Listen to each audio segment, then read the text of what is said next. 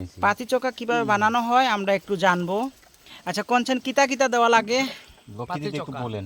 হ্যাঁ বলেন গোপী দিদি কগো তোকের ভাষায় বল।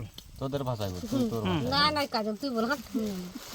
এই বল গো বল এই বলেন এই তুমি কও কইতে কিতা আচ্ছা এই চা পাতা দিছে, নাগামরিচ একটা দিছে, আলু দিছে, এরপর একটা লেবু দিছে, চানাচুর দিছে, পেঁয়াজ দিছে। আচ্ছা এটা দিয়ে আমাদের পাতি চাটনিটা তৈরি হচ্ছে। হুম এরপরে লবণ দিছে একটু, হুম লবণ দেওয়ার বাদে এটা একটু মাখানি হইব আর কি। আচ্ছা মাখানি হইব, এরপরে গিয়ে খাওয়া শুরু। এই যে আমরা খাবো আর কি।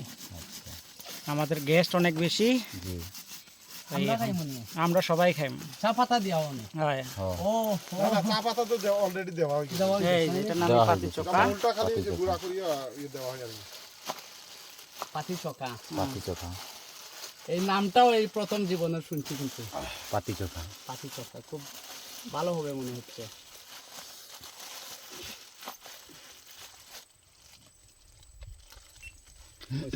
এই হচ্ছে পাতি চোখার ভর্তা হয়ে গেছে, এখন আমরা খাবো। সবাই ছাঁচে থাকুন। দেখি পেপারটা ছিঁড়ে কি বানাবে।